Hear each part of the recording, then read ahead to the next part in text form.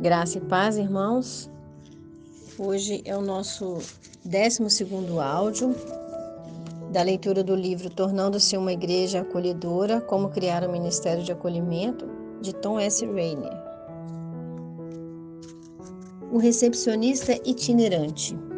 Embora eu seja introvertido, faço parte da equipe de boas-vindas de minha igreja. Paul também faz parte dessa equipe. Sou um observador de pessoas e amo ver Paul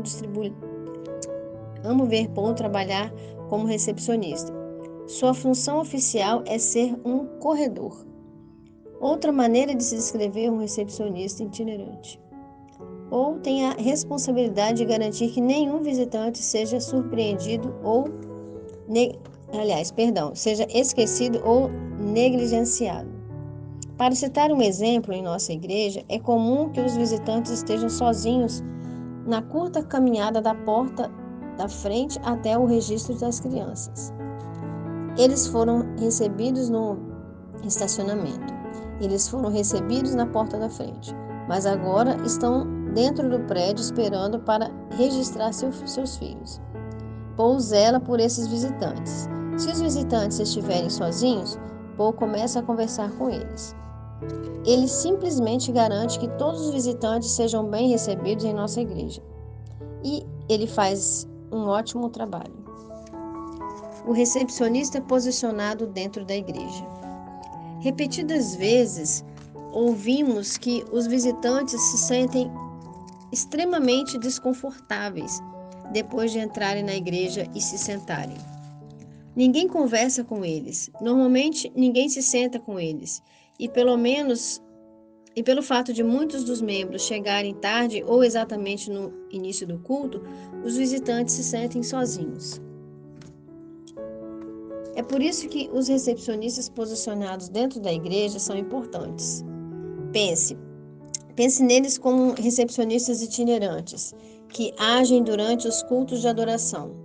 Eles observam os visitantes entrarem na igreja, conversam com os visitantes na entrada da igreja e continuam observando-os mesmo depois que eles se sentam.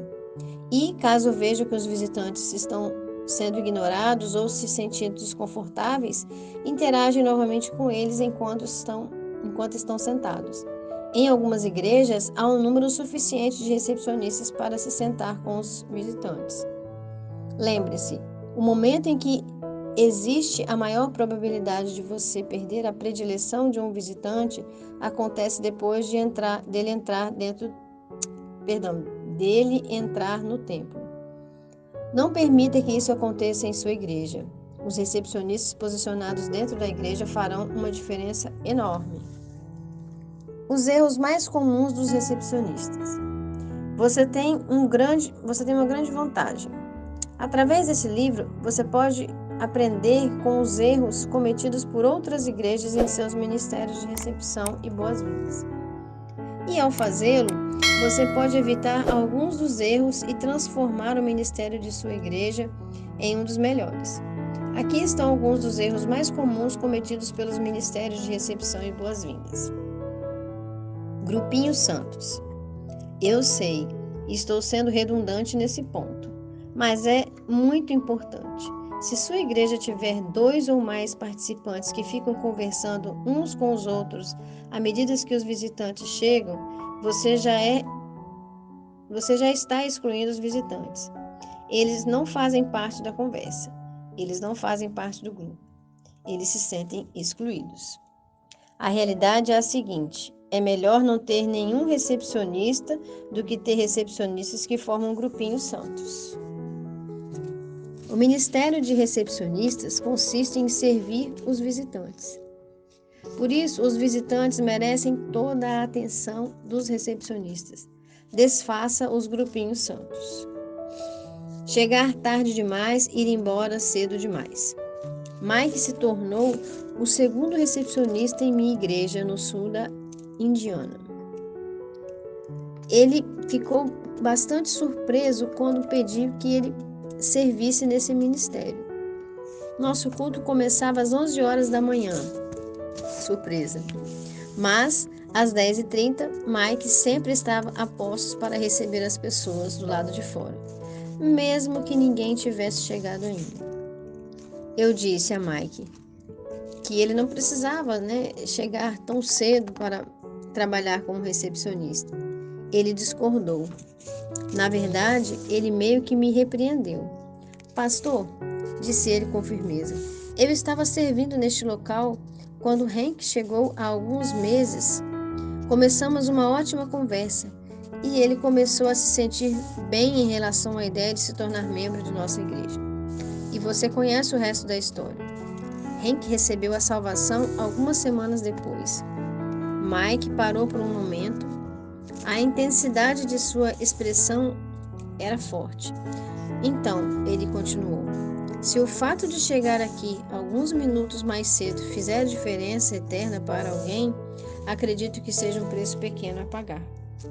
Fiquei sem resposta. Ele estava certo.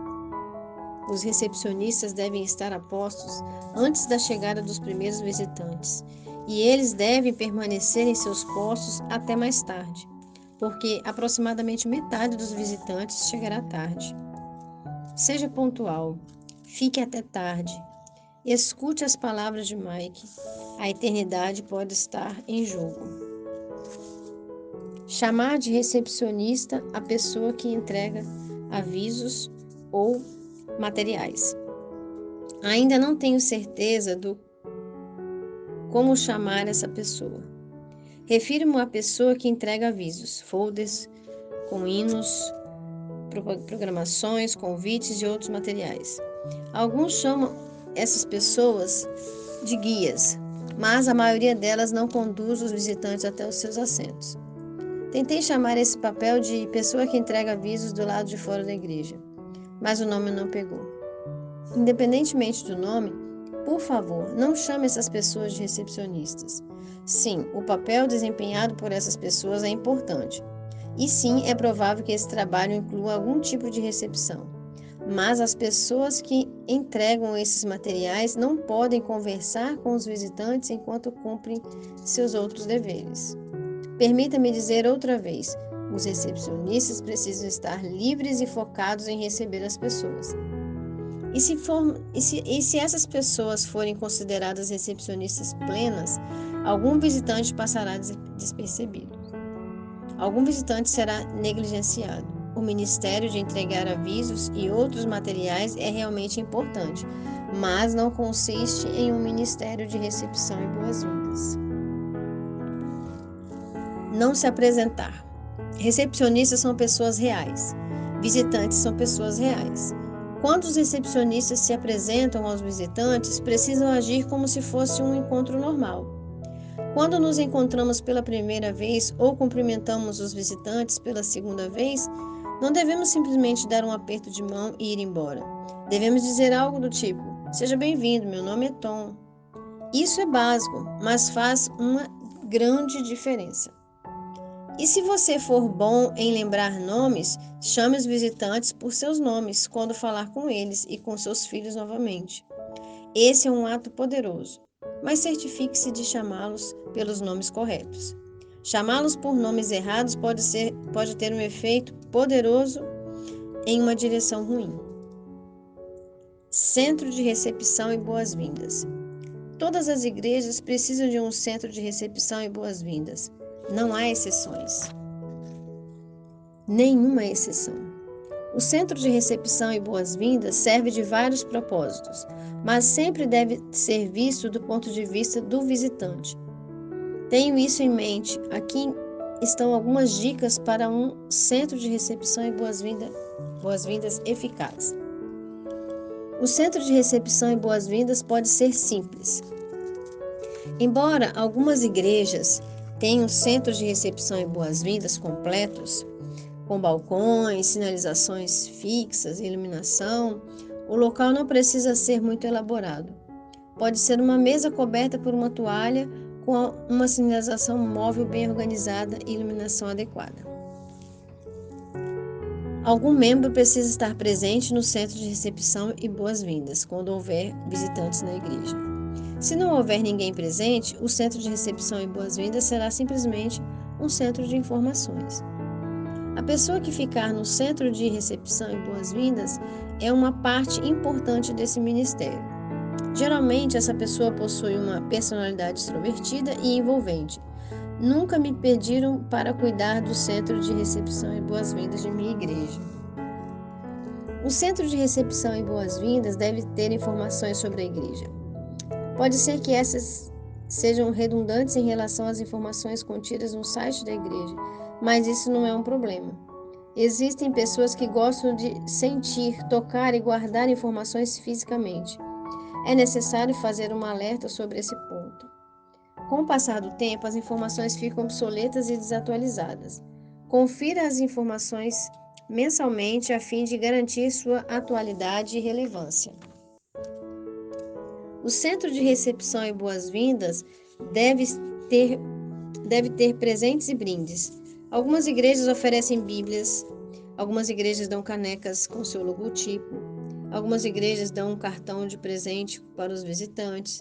Escrevi um pequeno livro intitulado We Want You Here. Nós queremos você aqui, em tradução livre, com um brinde acessível para todos os visitantes. Quando um visitante leva um presente para casa, é mais provável que ele retorne à igreja. Presentes e brindes são realmente importantes. O centro de recepção e boas-vindas deve ter canetas. Geralmente, a pessoa que serve no centro de recepção e boas-vindas precisa escrever informações para os visitantes. E não é incomum que o visitante escreva informações para levar para casa consigo. Tenha canetas que os visitantes possam levar para casa e assim se lembrar da igreja por causa delas. O centro de recepção e boas-vindas pode ter lanche. Igrejas diferentes têm visões diferentes sobre disponibilizar guloseimas como doces. Eu entendo, mas se eu ganhar um chocolate de uma igreja, não esquecerei aquela igreja. Na verdade, pode ser que eu volte na semana seguinte só para ganhar mais chocolates. E depois há o café. Nenhum centro de recepção e boas-vindas está completo sem muito café para os visitantes. De fato, estive em uma igreja que não tinha café. Um visitante de primeira viagem comentou, sendo um pouco rude com um recepcionista da igreja: Vocês não têm café? Pensei que todas as igrejas tivessem café. O que há de errado com vocês? Por favor, não esqueçam o café. Ficamos por aqui, queridos. Terminando essa leitura de hoje. Fiquem na paz do Senhor Jesus.